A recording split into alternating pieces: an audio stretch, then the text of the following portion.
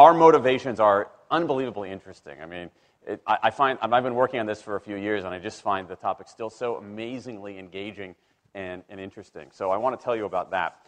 The science is really surprising. The science is a little bit freaky, okay? We are not as endlessly manipulable and as predictable as you would think. There's a whole set of unbelievably interesting studies. I want to give you two that call into question this idea that if you reward something, you get more of the behavior you want. If you punish something, you get less of it. So let's go from London to the mean streets of Cambridge, Massachusetts, in the northeastern part of the United States. And let's talk about a study done at MIT, Massachusetts Institute of Technology. Here's what they did. They took a whole group of students, and they gave them a set of challenges. Things like memorizing strings of digits, solving word puzzles, other kinds of spatial puzzles, even physical tasks like throwing a ball through a hoop.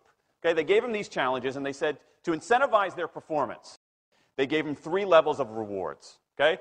So if you did pretty well, you got a small monetary reward. If you did medium well, you got a medium monetary reward. And if you did really well, if you were one of the top performers, you got a large cash prize. Okay? We've seen this movie before. This is essentially a typical motivation scheme within organizations, right? We reward the very top performers, we ignore the low performers, and the other folks kind of in the middle. Okay, you get a little bit. So what happens? They do the test, they have these incentives. Here's what they found out.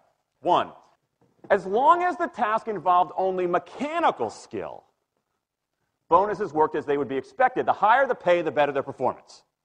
Okay, that makes sense. But here's what happens. But once the task called for even rudimentary cognitive skill, a larger reward led to poorer performance. Now, this is strange, right? A larger reward led to poorer performance? How can that possibly be? Now, what's interesting about this is that these folks here who did this are all economists, 2 at MIT, 1 at the University of Chicago, 1 at Carnegie Mellon, okay, the top tier of the economics profession. And they're reaching this conclusion that seems contrary to what a lot of us learned in economics, which is that the higher the reward, the better their performance. And they're saying that once you get above rudimentary cognitive skill, it's the other way around. Which seems like this kind of, the idea that these rewards don't work that way seems vaguely left-wing and socialist, doesn't it? It's kind of this kind of weird socialist conspiracy. For those of you who have those conspiracy theories, I want to point out the notoriously left-wing socialist group that financed the research, the Federal Reserve Bank. So this is the mainstream of the mainstream coming to a conclusion that's quite surprising. It seems to defy the laws of behavioral physics. So this is strange. It's strange finding. So what do? They say, this is freaky. Let's go test it somewhere else. Maybe that $50 or $60 prize isn't sufficiently motivating for an MIT student, right? So let's go to a place where $50 is actually more significant relatively.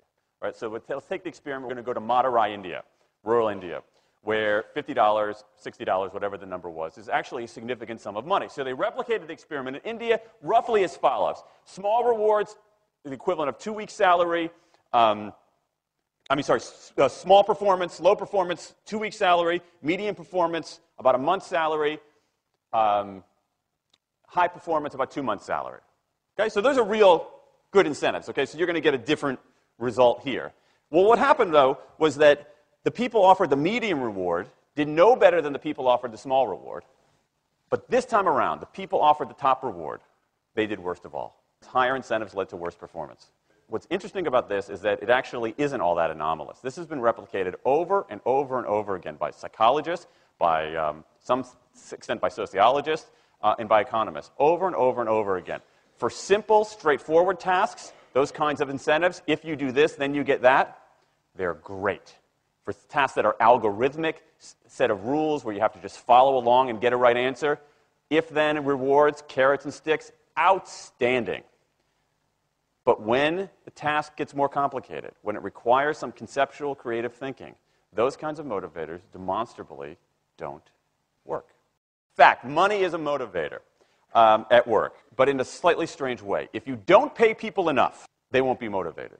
What's curious about, there's another paradox here, which is that the best use of money as a motivator is to pay people enough to take the issue of money off the table. Pay people enough so that they're not thinking about money and they're thinking about the work. Now, once you do that, it turns out there are 3 factors that the science shows lead to better performance, not to mention personal satisfaction. Autonomy, mastery, and purpose. Autonomy is our desire to be self-directed, to direct our own lives.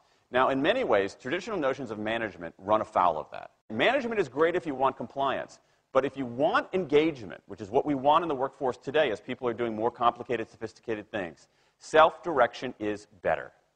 Let me give you some examples of this, of almost radical forms of self-direction in the workplace that lead to good results. Let's start with this company right here, Atlassian, an Australian company. It's a software company, and they do something really cool. Once a quarter, on a Thursday afternoon, they say to their developers, for the next 24 hours, you can work on anything you want. You can work on it the way you want. You can work on it with whomever you want. All we ask is that you show the results to the company at the end of those 24 hours in this fun kind of meeting, not a star chamber session, but this fun meeting with beer and cake and fun and other things like that. It turns out that that one day of pure, undiluted autonomy has led to a whole array of fixes for existing software, a whole array of ideas for new products that otherwise had never emerged. One day. Now, this is not an if-then incentive. This is not the sort of thing that I would have done 3 years ago before I knew this research. I would have said, you want people to be creative and innovative? Give them a freaking innovation bonus. If you can do something cool, I'll give you $2,500. They're not doing this at all. They're essentially saying, you probably want to do something interesting. Let me just get out of your way. One day of autonomy produces things that had never emerged. Okay, let's talk about mastery. Mastery is our urge to get better at stuff. We like to get better at stuff. This is why people play musical instruments on the weekend. You got all these people who are acting in ways that seem irrational economically. They play musical instruments on weekends. Why? It's not going to get them a mate. It's not going to make them any money. Why are they doing it? Because it's fun, because you get better at it, and that's satisfying. Go back in time a little bit. I imagine this if I went to my first economics professor, a woman named Mary Alice Schulman, and I went to her in 1983 and said, Professor Schulman, can I talk to you after class for a moment? Yeah. I got this inkling. I got this idea for a business model. I just want to run it past you. Here's how it would work. You get a bunch of people around the world who are doing highly skilled work, but they're willing to do it for free and volunteer their time, 20, sometimes 30 hours a week. Okay, she's looking at you somewhat skeptically there. Oh, but I'm not done. And then what they create, they give it away rather than sell it. It's going to be huge. I mean, she truly would have thought I was insane.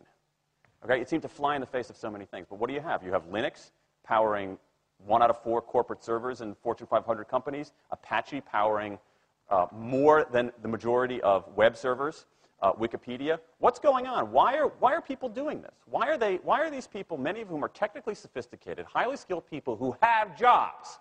Okay, they have jobs. They're working at jobs for pay, doing sophisticated technological work. And yet, during their limited discretionary time, they do equally, if not more, technically sophisticated work, not for their employer, but for someone else for free. That's a strange economic behavior. Economists who look into it, why are they doing this? It's overwhelmingly clear. Challenge and mastery, along with making a contribution. That's it. What you see more and more is a rise of what you might call the purpose motive, is that more and more organizations want to have some kind of transcendent purpose, partly because it makes coming to work better, partly because that's the way to get better talent. And what we're seeing now is, in some ways, when the profit motive becomes unmoored from the purpose motive, bad things happen. Bad things ethically sometimes, but also bad things just like not good stuff, like crappy products, like lame services, like uninspiring places to work. That when the profit motive is paramount, or when it becomes completely unhitched from the purpose motive, it's just, people don't do great things. More and more organizations are realizing this and sort of disturbing the categories between what's profit and what's purpose. And I think that actually heralds something interesting. And I think that organizations that are flourishing, whether they're profit, for profit, or somewhere in between, are animated by this purpose motive. Let me give you a couple of examples. Here's the founder of Skype. He says, our goal is to be disruptive, but in the cause of making the world a better place. Pretty good purpose. Here's Steve Jobs. I want to put a ding in the universe. All right? That's the kind of thing that might get you up in the morning and racing to go to work. So I think that, that we are purpose maximizers, not only profit maximizers. I think the science shows that we care about mastery very, very deeply.